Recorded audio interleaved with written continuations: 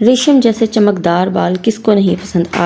आजकल हर लड़की का ख्वाब है कि मेरे बाल रेशम जैसे चमकदार हो जाएं, सिल्की हो जाएं, सॉफ्ट हो जाएं। लेकिन बाल इस कदर झड़ते हैं कि झड़ते झड़ते हम लोग उम्र से पहले ही गंजपन का शिकार हो जाते हैं। चाहे वो मर्द हों या ख़वातीन, सब गंजपन की वजह से बहुत ज़्यादा परेशान हैं। सब मर्द भी चाहते हैं कि हमारे बाल पहले लड़कों जैसे हो जाएं, लेकिन इसके लिए वो लड़कियां हों या लड़के हों PRP करवाते हैं, रीग्रोथ इंजेक्शन लगवाते हैं, लेकिन फिर भी उनके बाल पहले जैसे नहीं हो पाते। सिल्की और शाइनी बाल पाना हर लड़की का ख्वाब है, तो मेरी इस रेमेडी को ट्राई करें, आपका ये ख्वाब जल्द से जल्द पूरा हो जाएगा। मेरी इस रेमेडी को जिसने ट्राई किया है उनके बालों में ये डिफरेंस फील हुआ है, जिसकी वजह से मैं ये आपके साथ वीडियो शेयर कर रही हूँ, ताकि आप भी ये वीडियो देखें और मेरी इस रेमेडी को ज़रूर ट्राई करें। वीडियो शुरू करने से पहले अगर आपने मेरे चैनल को लाइक नहीं किया, सब्सक्राइब नहीं किया, तो सबसे पहले आप मेरे चैनल को सब्सक्राइब करें, ताकि मेरी हर आने वाली वीडियो का नोटिफिकेशन आपके पास जल्द से जल्द पहुंच जाए और आप मेरी वीडियोस को ज़रूर देखें। तैयार करने वाली हैं, इसके लिए आपको 1 इंच अदरक का टुकड़ा चाहिए, ठीक है। तो ये आप ले लें, बस ये तमाम चीज़ें आप डालें और देखें कि आपके बालों में क्या ज़बरदस्त रिज़ल्ट आया। आपको एक ही रात के इस्तेमाल से जो फ़र्क फ़ील होगा, मैं आपको गारंटी से कहती हूँ कि 7 डेज़ में आपके जो बाल हैं वो बहुत ही ज़्यादा ग्रोथ करने लगेंगे और आपका गंजपन काफ़ी हद तक बेहतर होना शुरू हो जाएगा और आपको ये लगेगा कि ये रेमेडी और ये ऑयल मुझे मुस्तकिल यूज़ करना चाहिए। लोहे की कढ़ाई में जिंक होता है, जो कि बालों के लिए बहुत ज़रूरी है। तो इस कढ़ाई में अब आप डालेंगे 2 चम्मच अलसी के बीज, 2 चम्मच ही कलौंजी। ये बालों के लिए बहुत ही अच्छी होती है, बालों को ब्लैक करती है, नेचुरली ब्लैक करने का काम करती है और इससे आपको बहुत ही ज़्यादा फ़र्क फ़ील होता है। आपके बाल नेचुरली ब्लैक होना शुरू हो जाते हैं। ये कई रेमेडीज़ में मैंने देखा है और मैंने ख़ुद भी इसे ट्राई किया है। 2 चम्मच आप मेथी दाना ले लें, 2 और 1 इंच का लंबा टुकड़ा जो है वो अदरक का ले लें। 1 ऑरेंज के छिलके ले लें, आप छोटे छोटे उनके पीसेस कर लें, ठीक है, ताकि वो अच्छी तरह से ऑयल में जो है वो एब्जॉर्ब हो सकें। तो अब आपने क्या करना है, आपने इसके लिए हाफ़ ग्लास जो है वो टैप वाटर लेना है और आपने इसमें कढ़ाई में डाल देना है, ताकि ये सारी चीज़ें इसमें डिप हो जाएं अच्छी तरह से। उसके बाद में आपने इसको ढाँप देना है और पूरी रात के लिए आपने इसको ढाँप कर रख देना है। अगली सुबह जब आप देखेंगे तो आप ये देखेंगे कि ये तमाम चीज़ें इसमें नरम हो चुकी हैं, जज़्ब हो चुका है पानी इसमें। और ये देखें, जो कलौंजी है उसने भी अपना कलर छोड़ दिया है। ये पानी जो है वो ब्लैक की तरफ हो गया है कि आपके बाल वाकई नेचुरली ब्लैक होना स्टार्ट हो जाएंगे इस ऑयल से। आप ये देख सकते हैं कि सिर्फ 2 चम्मच कलौंजी ने कितना असर दिखाया है कि पानी का कलर ही ब्लैक होना शुरू हो गया है। मेथी दाना देखें किस कदर सॉफ्ट हो गया है। बस ये तमाम चीज़ें जब अपना असर पानी में छोड़ चुकी हों तो उसके बाद ही हम तेल बनाना स्टार्ट करेंगे। तो इसके लिए आपको चाहिए कि आप इसे साइड पर करें और मेरे पास है इलेक्ट्रिक बर्नर, तो मैं इलेक्ट्रिक बर्नर पर जो है वो ऑयल बनाना स्टार्ट करूँगी। तो आपने इसको स्टार्ट कर देना है अगर आपके पास इलेक्ट्रिक बर्नर है। अदरवाइज़ अगर आपके पास नहीं है तो आप किसी भी चूल्हे पर आप जो है ये ऑयल तैयार कर सकती हैं। इसके लिए बस आपको करना ये है कि आपने इसकी फ्लेम को बहुत ज़्यादा लो रखना है, ताकि ये पानी जो है और ये जो मैंने इंग्रेडिएंट्स इसमें ऐड किए हैं ये जल ना जाएं। और हल्की आंच पर इसको पकाने से ये होगा कि ये तमाम अज्जा जो हैं वो पानी में अपना असर छोड़ देंगी और फिर ये बहुत ज़्यादा सॉफ्ट हो जाएंगी और हर चीज़ अपना अपना असर देगी। अलसी जो है वो इसमें थोड़ा सा अपना असर जब देगी तो वो गाढ़ा होना शुरू हो जाएगा, थोड़ा लेसदार हो जाएगा पानी। तो इसके लिए मैंने जो है ये दराज से ये बोतल मंगवाई है, ठीक है। ये हेयर ऑयल की बोतलें हैं, तो मतलब यानी कि मैंने ये 3 मंगवाई थी इकट्ठी, तो ये बहुत ही अच्छी होती हैं। साथ में आपने ले लेना है सरसों का तेल, जो कि बालों के लिए बहुत ही ज़्यादा इफ़ेक्टिव होता है। मैं ये नहीं कहूँगी आप आलमंड ऑयल लें, आप कैस्टर ऑयल लें, आप जैतून का तेल लें, आपको जो अवेलेबल हो वो आप ऑयल ले सकती हैं। लेकिन आपने कोकोनट ऑयल इसमें मस्ट ऐड करना है, क्योंकि ये बालों को सिल्की और शाइनी बनाता है। तो बस आपने आप ये देखें कि आपकी इस कढ़ाई पर कितना असर हुआ है, कि ये देखें बहुत ही ज़्यादा कलर इसने कलौंजी ने छोड़ना शुरू किया हुआ है मज़ीद।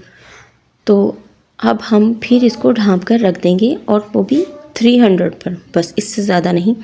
ये देखें कुछ देर के बाद जब मैंने इसको देखा कि ये चीज़ें लग ना जाए नीचे, तो ये बहुत ही ज़्यादा पेस्ट जो है वो थिक हो चुका है। लेकिन अभी मुझे थोड़ा सा इसे और ज़्यादा थिक करना है, ताकि ये देखें किस कदर ये थिक हो चुका है। बस अभी इसे हम और ज़्यादा थिक करेंगे, ताकि ये इसमें फुल ड्राई हो जाए और ये तमाम चीज़ें बहुत ही ज़्यादा सूख जाएं। ये देखें किस कदर ये पानी जो है वो टोटल सूख चुका है। बस जो भी पानी है वो तमाम इन चीज़ों में अच्छी तरह से ऐड हो चुका है और अपनी गुडनेस छोड़ चुका है। ये देखें किस कदर ब्लैक लग रहा है ये।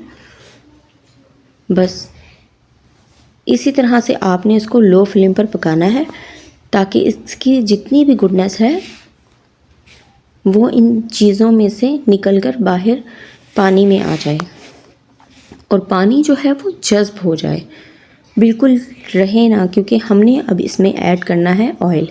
ये देखें आप हाफ़ कप से ऊपर जो है वो 3/4 आपने सरसों का तेल ले लेना है, और बाकी थोड़ा सा जो है वो कोकोनट ऑयल ऐड कर देना है इस तरह से, बस ताकि ये पूरा 1 कप बन जाए। बस ये ऑयल जो है हमें चाहिए इतना ही, ये हम इसके अंदर ऐड कर देंगे, ताकि जितनी भी गुडनेस जो इंग्रेडिएंट्स में निकली और निकलने के बाद दोबारा उसी में जज़्ब हो गई, वो हम ऑयल में अब कैसे लेकर आएंगे ये देखते हैं। बस आपने इसके लिए क्या करना है, आपने इसके लिए ये करना है कि आपने इसको बस पकाते रहना है, बहुत ही हल्की आंच पर पकाना है, और इसे ढाँप कर पकाना है, ताकि इसका अरोमा बाहर ना निकले। तो बहुत ही हल्की आंच पर पकाने के बाद फिर मैंने के फ्लेम को थोड़ा सा हाई किया है, मतलब 450 पर कर दिया है, ताकि ये लग ना जाए। तो इसलिए मैंने इसको नीचे से हिलाया है और चम्मच चलाया है, और ये देखिए थोड़ा थोड़ा सा पानी जितना भी इन चीज़ों में जज़्ब हो चुका था, अब वो पानी ऑयल में निकलना शुरू हो गया है। बस हमें इसी तरह से इसको पकाना है, और ये जो सरसों का जो ऑयल होता है ये इसी तरह से अपना झाग देता है, और झाग इसका निकलता रहता है। ये देखें ये सरसों के ऑयल में ये होता है कि ये बहुत ही ज़्यादा झाग छोड़ता है। तो बस आपने परेशान नहीं होना, आपने इसी तरह से इसे पकाए रखना है आहिस्ता से। बस जैसे ये पकने के करीब आने लगे तो आपने फ्लेम को थोड़ा थोड़ा तेज़ करते रहना है। पहले मैंने 450 पर किया था, अब फिर मैंने 500 पर किया, उसके बाद में अब ये बिल्कुल पक चुका है, तो मैंने फ्लेम को ऑफ़ कर देना है। ये देखिए मैंने फ्लेम ऑफ़ कर दिया। अब मैंने इसको ठंडा होने देना है। ठंडा होने के बाद ये कुछ इस तरह से हुआ है। ये देखें तमाम चीज़ें इसमें कुछ जल चुकी हैं। ये देखें चीज़ों का जो कलर है इनका ये चेंज हो गया है, ब्लैक की तरफ चला गया है, लेकिन ज़्यादा भी नहीं जलाना कि बिल्कुल ही जलकर राख हो जाएं। बस इस तरह से आपने बस इसको स्ट्रेन कर लेना है अच्छी तरह से, ताकि हमारा जो ऑयल है वो इन चीज़ों में रह ना जाए। आप अच्छी तरह से इनको स्ट्रेन कर लें, ताकि जितना हमने कप जो है वो डाला था उतना ही हमारे पास वापस आ जाए, क्योंकि ऑयल नहीं जला, सिर्फ चीज़ों ने अपनी गुडनेस ऑयल में ऐड की है। बस ये देखें आपने इसको इस तरह से स्ट्रेनर पर डालते रहना है, ताकि इसका जितना भी ऑयल है वो तमाम इसमें मग में आ जाए। इस तरह से। ये मैंने 1 हफ्ते का जो है वो ऑयल बनाया है। आप यकीन नहीं करेंगे, इसके बेनिफिट्स इतने हैं जिसकी कोई हद नहीं।